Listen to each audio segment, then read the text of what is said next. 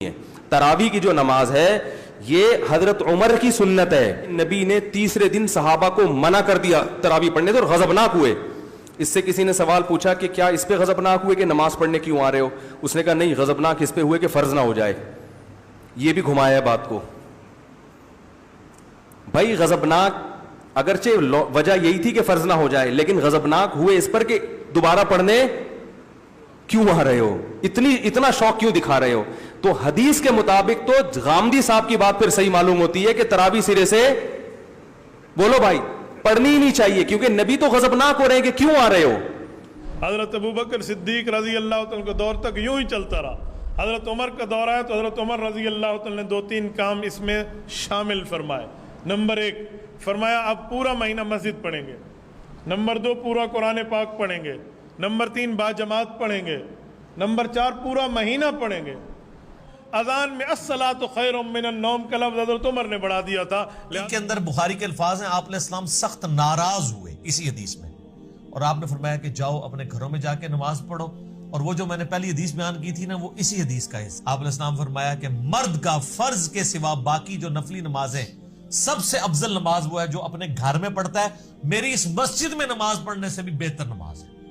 یعنی اللہ کے نبی کے پیچھے کوئی فرض نماز کے سوا نفلی نماز پڑھے اور مسجد نبوی میں بھی پڑھ رہا ہو، تب بھی ان دونوں سے بہتر ہے گھر میں وہ نفلی نماز پڑھے، کہ جو تراویح نہیں پڑھتا اس کا روزہ ہی نہیں ہوتا۔ حتیٰ کہ آپ دنیا سے تشریف لے گئے، پھر سیدنا ابوبکر کا دور آیا اور یہ معاملہ اسی طریقے سے ان اٹینڈڈ چلتا رہا۔ پھر حضرت عمر کا دور آیا تو حضرت عمر کے بھی ابتدائی کچھ سال اسی طریقے سے گزرے۔ یہ مسلم شریف کی حدیث ہے۔ انہوں نے کہا اس سے بہتر وہ نماز ہے جو رات کے آخری پہر میں اٹھ کے ادا کی جاتی ہے۔ بس یہ کہ وہاں سے چلے گئے، یعنی مراد یہ کہ وہ حضرت عمر والی نماز پڑھتے تھے اور یہ جسٹ فیسیلیٹیٹ کیا۔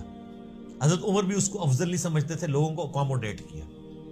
اس لیے شیعہ کا یہ موقف ہے کہ حضرت عمر نے جو شروع کروایا وہ اس کو بدعت سمجھتے ہیں، وہ بھی ایکسٹریم پہ گئے۔ حضرت عمر نے کبھی بھی اس کو ایز اے فرض کے طور پہ جاری نہیں کیا، جسٹ ایک مستحب کے طور پہ کیا، اور خود بھی وہ آپ دیکھ لیں انہوں نے تو نہیں پڑھی وہاں پہ نماز۔ جب ہم یہ کہتے ہیں خود تو کوئی نہیں پڑھی ہے، کہتے ہیں دیکھو جی یہ حضرت عمر کو کہتے ہیں نعوذ باللہ، وہ کہتے کچھ تھے کرتے کچھ۔ سر جو انہوں نے کہا انہوں نے وہی کیا ہے۔ انہوں نے کہا اس سے بہتر نماز جو ہے رات کے آخری پہر میں پڑھی جاتی ہے، کیونکہ بخاری مسلم میں کہ یہ حدیث ہے نبی علیہ السلام نے آخری پہر میں اٹھ کے یہ نفلی نمازیں ادا کی ہیں۔ تو حضرت عمر تو نبی علیہ السلام کے طریقے کے اوپر چل رہے تھے کہ شیعہ تراویح کیوں نہیں پڑھتے۔ اس سوال کا جواب جاننے کے لیے سب سے پہلے ہمیں یہ دیکھنا ہوگا کہ اس سلسلے میں پیغمبر اکرم صلی اللہ علیہ وآلہ وسلم اور اہل بیت علیہ السلام کا کیا موقف ہے، کیونکہ ہم فقط پیغمبر اکرم اور اہل بیت رسول علیہ السلام کے اتباع کے پابند ہیں۔ تراویح کہتے کسے ہیں؟ آج کی عام اصطلاح میں ماہ رمضان المبارک کی راتوں میں نوافل کو جماعت سے ادا کرنا تراویح کہلاتا ہے۔ شیعہ تراویح اس لیے نہیں پڑھتے کیونکہ زمانے رسول میں ایسی کسی نماز کا کوئی تصور موجود نہیں ہے۔ رسول اللہ نے اپنی حیات طیبہ میں کبھی نوافل کو جماعت سے ادا نہیں کیا، اور یہ شیعہ سنی کتابوں میں موجود ہے۔ مولا علی علیہ السلام نے اپنی ظاہری خلافت میں خطبہ دیتے ہوئے ارشاد فرمایا، الکافی کی 8ویں جلد میں یہ خطبہ موجود ہے۔ امام ارشاد فرماتے ہیں کہ واللہ لقد امرت الناس ان لا یجتمعوا فی شہر رمضان الا فی فریضۃ وَعَالَمْتُمُوهُمْ أَنَّ اجْتِمَاعَهُمْ فِي النَّوَافِلِ بِدْعَةٌ۔ مولا علی نے فرمایا کہ یاد رکھو کہ نماز واجب کے علاوہ کسی مستحب نماز کو جماعت سے ادا نہیں کیا جائے گا، اور نوافل کو جماعت سے ادا کرنا بدعت ہے۔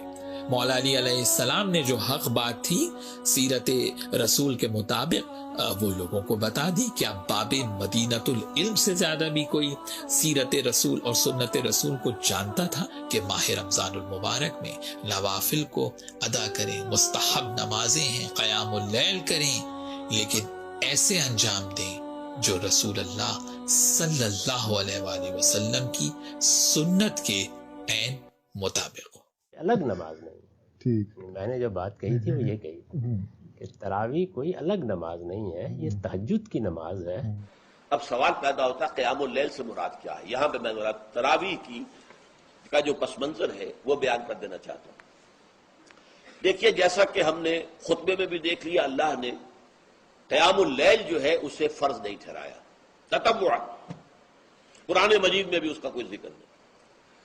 حضور نے تراویح کی نماز یا قیام اللیل نہ اسے فرض قرار دیا، نہ اس کے بعد جماعت کوئی اہتمام کیا مستقل، صرف 3 راتیں آپ نے جماعت کروائی ہے، اس میں 8 رکعتیں آپ نے پڑھی ہیں کہ جو آپ کا معمول تھا تہجد کا وہ پڑھی، اور تہجد کے وقت ہی جماعت کرائی ہے۔ یہ ہے وہ حدیث، اس کے علاوہ کسی نماز تراویح جو ہے جو ہم پڑھتے ہیں 20 رکعتیں عشاء کے ساتھ متصل، اس کا کوئی ذکر نہ دور نبوی میں ہے نہ دور صدیق اکبر میں ہے۔ یہ دور حضرت عمر کی خلافت میں ہوا ہے، اور ہم نہیں کہہ سکتے کتنے سال کے بعد ہوا ہے۔ حضرت عمر رضی اللہ تعالیٰ عنہ کی خلافت کا دور جو ہے وہ تو 10 برس ہے، ہو سکتا ہے 5 برس کے بعد ہوا ہو، 6 برس کے بعد ہوا ہو، 12 ہوا ہے ان کے عہد میں۔ اس کو آپ نے خود بدعت بھی قرار دیا ہے، لیکن بدعت حسنہ۔ بدعت کس اعتبار سے؟ لغوی اعتبار سے، نئی بات، اس لیے کہ حضور کے زمانے میں نہیں تھی۔